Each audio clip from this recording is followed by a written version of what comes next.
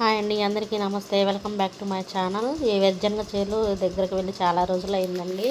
చాలా రోజుల తర్వాత వెళ్ళాను. మళ్ళీ బాగా ఎండలు ఉన్నాయి, ఎండలకు వెళ్ళడానికి మాకు కుదరలేదు. ఇప్పుడు వెళ్ళాము.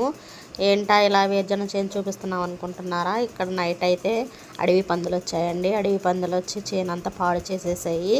మా వారైతే ఇంక చూస్తూ ఉన్నారు ఎక్కడెక్కడ ఏం చేసాయి అంటానని. చాలా వరకు పాడు చేసేసాయండి అవన్నీ. వేరుజనగ అయితే వచ్చాయి బాగా మాకు. ఇంకా నైట్ టైంలో అయితే మేమైతే ఎవరు ఉండము. అది కొంచెం ఫారెస్ట్ ఏరియా లాగా ఉంటుంది. అక్కడైతే ఇంకా నైట్ ఉండడానికి కుదరదు. మా వారు ఇంక ఇంటికి వచ్చేస్తారనమాట నైట్కి. పగలంతా నీళ్ళు పెట్టేసి ఈరోజైతే ఇంక అడవి పందులు పడి చేనంతా చాలా వరకు పాడు చేసేసాయి.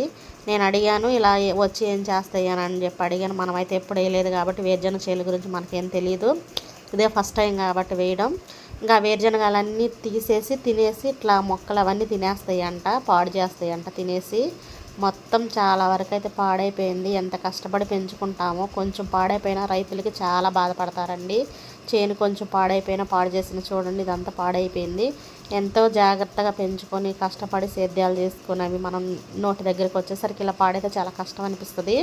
ఇంక మేమైతే ఇంకా ఏం చేయలేం కదా మనము. ఇంకా చూసుకొని ఇంక మేమైతే ఇంటికి మళ్ళీ బయలుదేరామో చూసుకొని ఇంక చూద్దాం ఎలా ఉన్న చేలు చూద్దామని చెప్పి వచ్చానమాట. ఇంక మా వారే చేలు దగ్గరికి వెళ్ళి చూసుకుంటూ ఉంటారు. మనం ఎండాకాలం కూడా పెద్దగా వెళ్ళము.